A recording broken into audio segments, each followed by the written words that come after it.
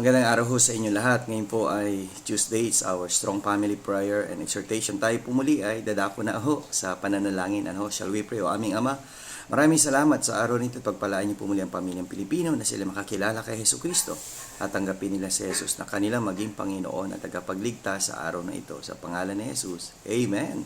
Well, nais natin pagpatuloy ho na ating strong exhortation from the book of Philippians chapter 1 and verse 5. For your fellowship in the gospel from the first day until now.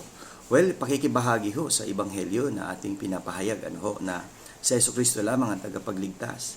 Si Jesucristo lamang makapagbibigay ng tunay na buhay na walang hanggan sa mga taong tatanggap sa Kanya.